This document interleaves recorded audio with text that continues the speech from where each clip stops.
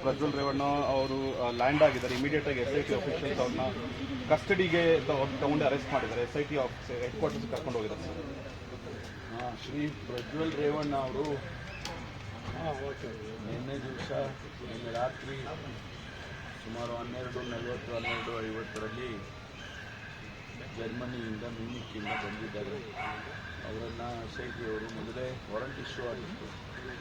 ಅದರ ಪ್ರಕಾರ ಅವರನ್ನು ಅರೆಸ್ಟ್ ಮಾಡಿ ಅವರ ಕಸ್ಟಡಿಗೆ ತಗೊಂಡಿದ್ದಾರೆ ಮತ್ತು ಮುಂದಿನ ಪ್ರೊಸೀಜರ್ಸ್ ಏನಿದೆ, ಕಾನೂನಾತ್ಮಕವಾಗಿ ಏನು ಮಾಡಬೇಕು ಅದನ್ನು ಇವತ್ತು ಅವರು ಮಾಡ್ತಾರೆ ಅಂತ ಅಂದ್ಕೊಂಡಿದ್ದೀನಿ. ಯಾಕೆಂದರೆ ನಾನು ಇನ್ನೂ ಕೂಡ ನಮ್ಮ ಅಧಿಕಾರಿಗಳ ಜೊತೆ ಅದನ್ನು ಚರ್ಚೆ ಮಾಡಿಲ್ಲ. ನಿನ್ನೆ ನಾನು ಶಿವಮೊಗ್ಗಕ್ಕೆ ಹೋಗಿದ್ದೆ. ಅಲ್ಲಿ ಚಂದ್ರಶೇಖರನ್ ಅವರೇನು ಆತ್ಮಹತ್ಯೆ ಮಾಡಿಕೊಂಡಿದ್ದಾರೆ, ಅವರ ಕುಟುಂಬಕ್ಕೆ ಸಾಂತ್ವನ ಹೇಳೋದಕ್ಕೆ ಹೋಗಿದ್ದೇನೆ.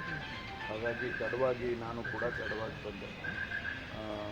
ನಾನು ನಮ್ಮ ಅಧಿಕಾರಿಗಳ ಜೊತೆ ಅದನ್ನು ಚರ್ಚೆ ಮಾಡಿದ್ದೀನಿ. ಇಷ್ಟೇ ಗೊತ್ತಿರ್ತಕ್ಕಂಥದ್ದು, ಅವ್ರು ಬಂದಿದ್ದಾರೆ, ಅವರನ್ನು ಬಂಧಿಸಿದ್ದಾರೆ. ಅವರನ್ನು ಕಾನೂನಿನ ಪ್ರಕಾರ ಏನು ಕ್ರಮ ತಗೊಳ್ಬೇಕು, ಅವರಿಗೆ ಮೆಡಿಕಲ್ ಅವರನ್ನು ಜುಡಿಷಿಯಲ್ ಇವರಿಗೆ ಪ್ರೆಸೆಂಟ್ ಮಾಡಿ ಅದೆಲ್ಲ ಮಾಡ್ತಕ್ಕಂಥ ಪ್ರೊಸೀಜರ್ ಏನಿದೆ ಅದನ್ನು ಅವರು ಮಾಡ್ತಾರೆ. ಅದಾದಮೇಲೆ ಮುಂದೆ ಏನು ಅವರು ಪ್ರೊಸೀಜರು, ಅವರನ್ನು ಪ್ರಶ್ನೆ ಮಾಡ್ತಕ್ಕಂಥದ್ದು ಮತ್ತೆಲ್ಲ ಆ ಪ್ರೊಸೀಜರ್ಗಳನ್ನ ಮುಂದೆ ಮಾಡ್ತಾರೆ. ಈಗ ಸಾಕಷ್ಟು ಸಂತ್ರಸ್ತೆಯರಿದ್ರು, ಇವರು ಅರೆಸ್ಟ್ ಆಗದಿರೋ ಕಾರಣಕ್ಕಾಗಿ ಕೆಲವು ಮುಂದೆ ಬಂದಿಲ್ಲ ಅಂತದ್ದಿದೆ. ಈಗ ಅರೆಸ್ಟ್ ಆಗಿರೋದ್ರಿಂದ ತಾವೇನೋ ಮನವಿ ಮಾಡ್ಕೊಳ್ತೀರಾ ಸರ್? ಇಲ್ಲ, ನಾವು ಮೊದಲೇ ಹೇಳಿದ್ದೀವಿ, ಯಾರಿಗೆ ತೊಂದರೆ ಆಗಿದೆ ಅವರು ಬಂದು ಕಂಪ್ಲೇಂಟ್ಸ್ ಕೊಡ್ಬೋದು ಪೊಲೀಸ್ನವ್ರ ಮುಂದೆ ಅಥವಾ SIT ಮುಂದೆ ಬಂದು ಹೇಳ್ಬೋದು ಅಂತ ಮೊದಲೇ ಹೇಳಿದ್ದೇವೆ. ಅವರಿಗೆಲ್ಲ ರೀತಿಯ ನಾವು ರಕ್ಷಣೆ ಕೊಡ್ತೇವೆ ಅಂತಲೂ ಕೂಡ ಹೇಳಿದ್ದೇವೆ. ಅದು ಮುಂದೆ ಯಾವ ರೀತಿ ಬೆಳವಣಿಗೆ ಆಗುತ್ತೆ ಕಾದು ನೋಡಬೇಕು. ಸಹಾಯವಾಣಿಯಾಗಿ ಮತ್ತೆ ದೂರುಗಳು ಬಂದಿವೆ?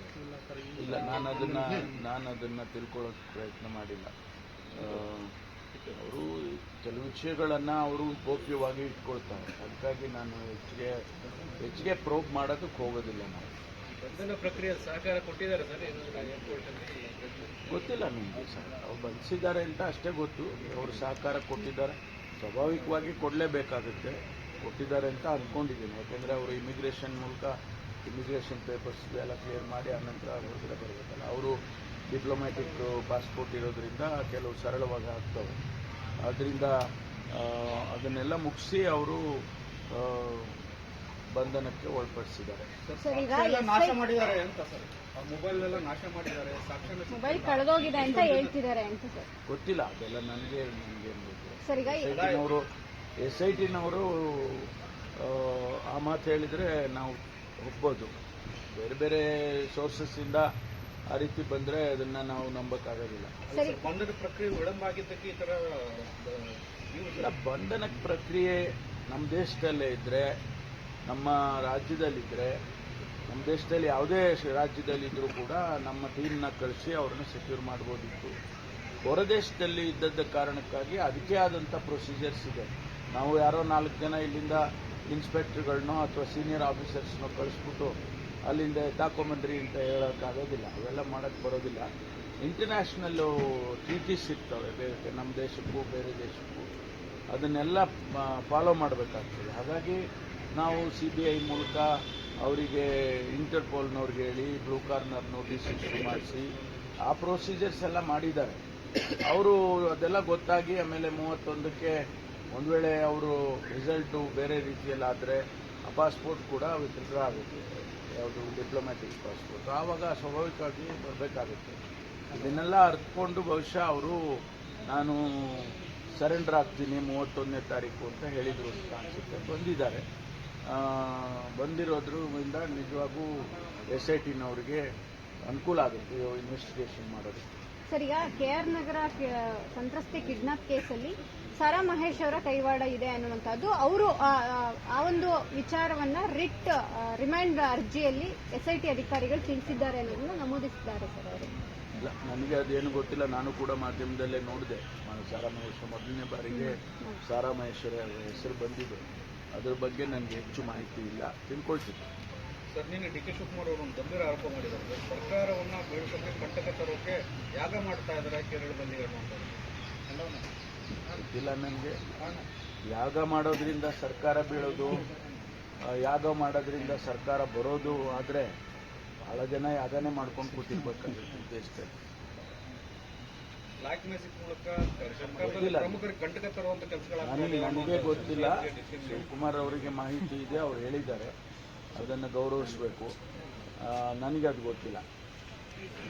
ಸರ್ ಇನ್ನೊಂದು ಸರ್, ಅದು ಚಂದ್ರಶೇಖರ್ ಅವರ ಆತ್ಮಹತ್ಯೆ ಪ್ರಕರಣದ ವಿಚಾರವಾಗಿ ಸಿಬಿಐಗೆ ಕೊಡಬೇಕಂತ ಬ್ಯಾಂಕ್ನವರು ಪತ್ರ ಬರೆದಿದ್ದಾರೆ, ಸಿಬಿಐ ದೂರು ಕೊಟ್ಟಿದ್ದಾರೆ ಅಂತ ಸರ್. ಒಂದು ವೇಳೆ 3 ಕೋಟಿ ಮೇಲೆ ಹಗರಣಗಳಾದಾಗ CBIಗೆ ಕೊಡ್ತಾರೆ ಅಂತ ಹೇಳಿ ಒಂದು ಪ್ರೊಸೀಜರ್ ಇದೆ. ಅದು ಮುಂದೆ ಯಾವ ರೀತಿ ಆಗುತ್ತೆ ನೋಡಬೇಕು. ನಾವು ಈಗ CIDನವರು ಇನ್ವೆಸ್ಟಿಗೇಷನ್ ಪ್ರಾರಂಭ ಮಾಡಿದ್ದಾರೆ. ಅದು ನಡೀತಾ ಇದೆ. ಎಲ್ಲಿ ಅವರೇನೇನು ಡೆತ್ ನೋಟ್ನಲ್ಲಿ ಹೇಳಿದ್ದಾರೆ ಅಥವಾ ಎಲ್ಲೆಲ್ಲಿ ಹಣ ಟ್ರಾನ್ಸ್ಫರ್ ಆಗಿದೆ ಅದನ್ನೆಲ್ಲವನ್ನು ಕೂಡ ಈಗಾಗಲೇ ಅವರು ತನಿಖೆ ಮಾಡ್ತಿದ್ದಾರೆ. ಅದು ಒಂದು ವೇಳೆ CBIನವರು ಪ್ರೊಸೀಜರಲ್ಲಿ 3 ಕೋಟಿ ಮೇಲೆ ಇದ್ದರೆ CBI ಇಂಟರ್ಫಿಯರ್ ಆಗುತ್ತೆ ಅಂತ ಏನಾದರೂ ಇದ್ದರೆ ಅದು ಆನಂತರ ನೋಡೋಣ. ಇಲ್ಲ, ನಾವಾಗ ನಾವು ಮಾಡೋಕ್ಕೆ ಹೋಗೋದಿಲ್ಲ. CIDನವರು ಮಾಡ್ತಾರೆ, ಮಾಡಿ ಇನ್ವೆಸ್ಟಿಗೇಷನ್ ಮಾಡ್ತಾರೆ. ಇಲ್ಲ, ಎರಡೆರಡು ತನಿಖೆ ಆಗೋದಿಲ್ಲ, ಟ್ರಾನ್ಸ್ಫರ್ ಆಗುತ್ತೆ. ಅಂಥ ಸಂದರ್ಭ ಬಂದರೆ CIDಯಿಂದ ಟ್ರಾನ್ಸ್ಫರ್ ಮಾಡಬೇಕಾಗುತ್ತೆ. ಬಿಜೆಪಿ 6ನೇ ತಾರೀಕುವರೆಗೆ ಗಡುವು ನೀಡಿದ್ದಾರೆ ಸರ್. ನಾಗೇಂದ್ರ ಅವರು ಇಲ್ಲ, ಮಾಡಲಿ, ಅವರು ಮಾಡ್ತಾರೆ. ವಿರೋಧ ಪಕ್ಷದವರು ಆ ತೀರ್ಮಾನಗಳೆಲ್ಲ ಮಾಡಬೇಕು. ಅವ್ರು ಪ್ರತಿಭಟನೆ ಮಾಡೋದು, ಗಡುವು ಕೊಡೋದು ಅದೆಲ್ಲ ಅವರ ಹಕ್ಕು, ಅದನ್ನು ಮಾಡ್ತಾರೆ.